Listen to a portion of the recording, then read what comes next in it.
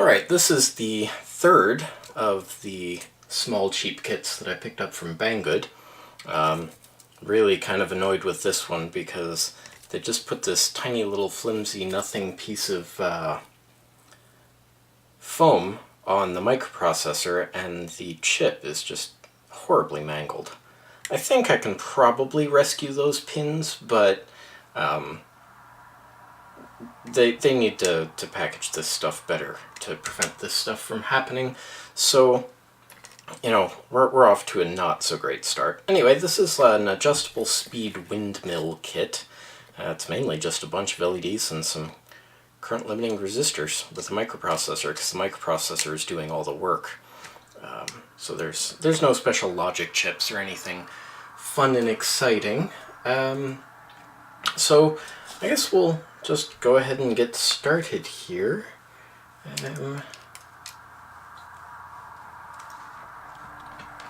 Yeah, we'll just start soldering stuff. We'll start with the resistors, as we normally do.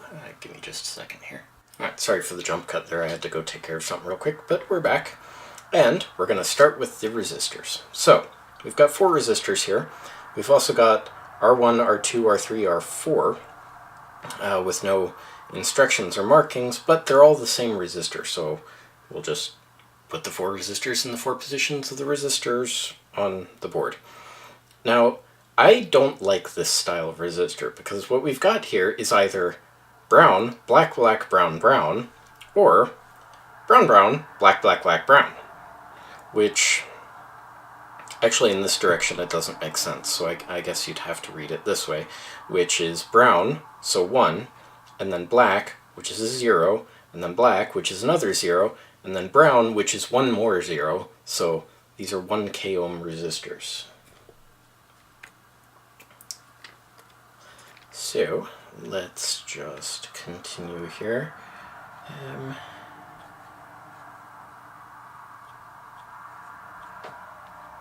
Sorry, I was distracted by something that's going on off camera here. Alright, so we'll just go ahead and fold these leads like we normally do, and get these resistors in place. So there's R1 right there. Well, these might actually be wide enough for me to use my component bending tool. Sort of. Oh, let's go ahead and give it a try. So we'll just drop the components into the slot there and bend them down.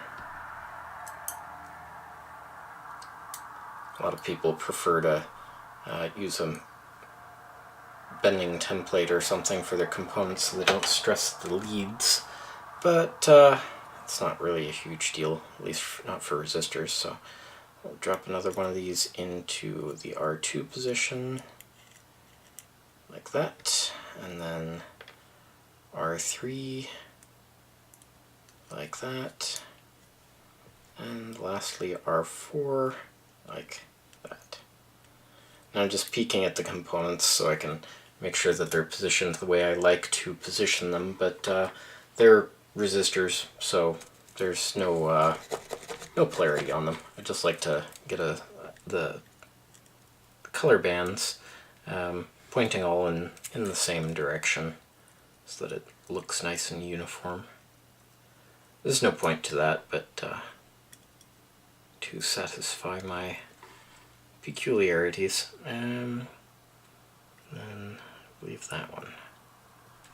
Alright, then we'll just quickly check on the other side of the board here, make sure they're nice and flush and straight, and that looks good. So we'll just quickly apply the remaining solder here.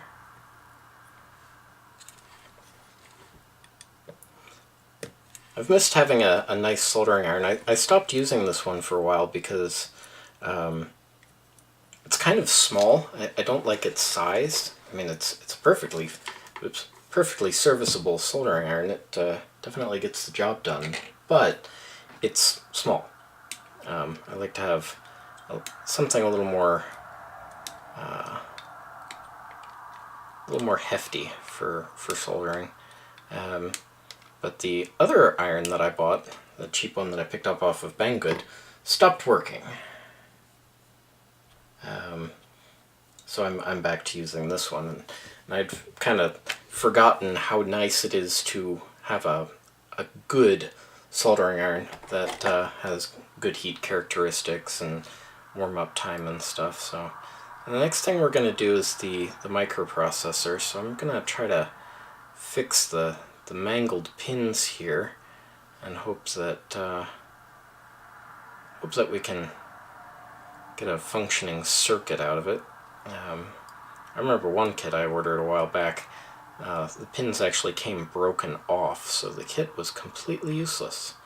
Of course, that's before I started doing my post-bag videos, so that one never made it onto the channel. So we'll just try to carefully line these pins up with as little fuss as possible. Alright, now I'm just gonna solder one pin like so, and then what's the best way to do this? There we go. And we're gonna apply some pressure to make sure the processor is nice and flush, and then just quickly solder the remaining pins like so. I like to kind of hop back and forth between opposite sides so that heat doesn't build up too much in the chip. For a microprocessor, that's fairly important. You know, for things like a triple nickel or a simple logic chip, not a super huge deal. And then for more advanced things like op amps or comparators or stuff like that, you definitely want to be careful about heat and static. Probably being a little cavalier about touching the pins on the microprocessor, but what is this? It's a 15F104W STC. Who's that? That's I forget what that acronym is, but they make fairly decent products. Alright, so now we're just going to quickly whack in all these LEDs. This is going to be kind of annoying, but well, not annoying, but tedious. That's the word I'm looking for. Especially if the LEDs aren't going to go through the holes. Oh boy.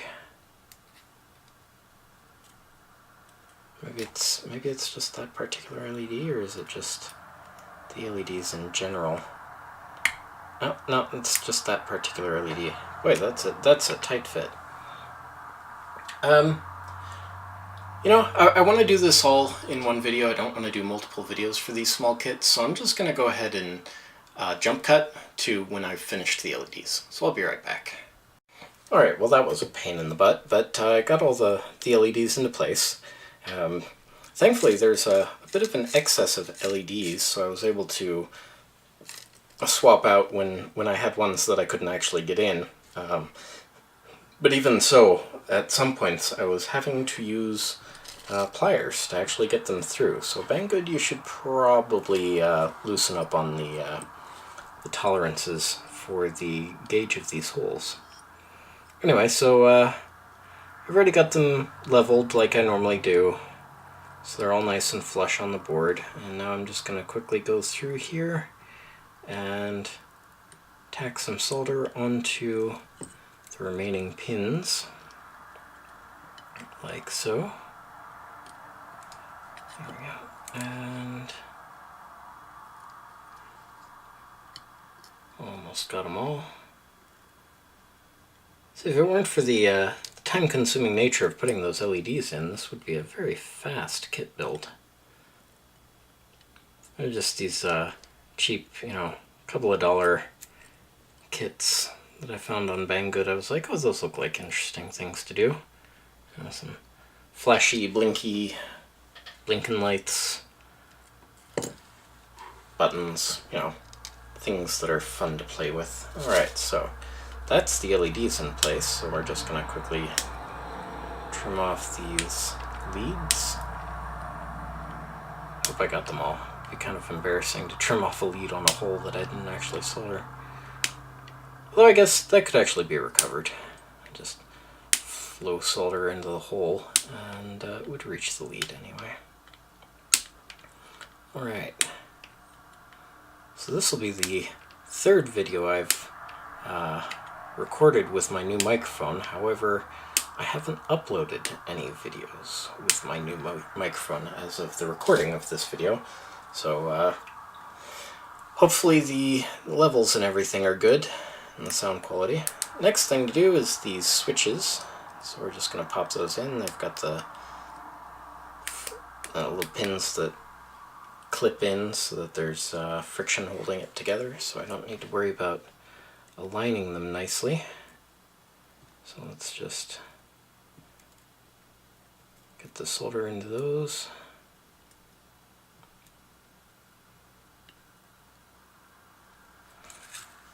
And then here.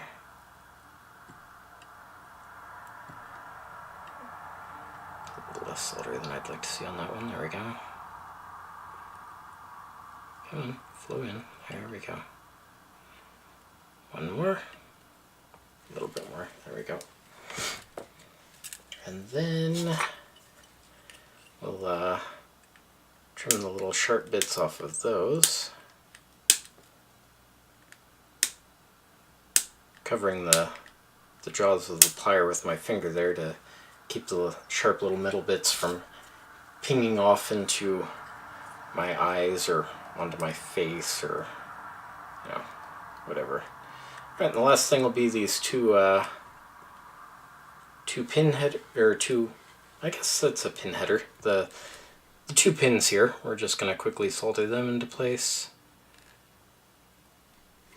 Got to be careful with them because the plastic does have a tendency to melt if you keep the soldering iron on them for too long. So got to be reasonably quick soldering those. And that is that kit complete. Like I said, a series of quick little kits that I bought that I thought would be fun to build. I may make a playlist out of them, actually. Yeah, so there's that. Now, I'm not entirely too sure how much voltage should be applied to these, but I'm going to assume that 5 volts is probably sufficient. Let's turn off the soldering iron, move it out of the way here so I don't have to worry about burning myself or anything on it. I can sit over there while it cools down. Alright, so we got the minus pin there and the plus pin here. Hey, that's actually pretty cool. Now, I wager that if I push this button, it seems to be going slower. Oh, and that seems to have turned it off. Oh, no, I didn't turn it off. That's weird. These two LEDs are very dim. Let's see what this button does. Okay, so it works opposite of the way I thought it would. But you can make it go fast, and you can make it go slow. So, nothing super special about that. I wonder why those two LEDs are very dim. That's weird. Anyway, so that's the adjustable speed windmill kit from Banggood. If you haven't already, consider clicking here to subscribe. Right over here is a video that YouTube thinks you'll find interesting based on your watch habits. Right here, it's either going to be the kit builds playlist or I'll do one for the 3 simple kits that I made. And right here is a link to Patreon, which you can use to help me buy more things like this. So thanks so much for joining me, and we'll see you in the next time. Bye-bye.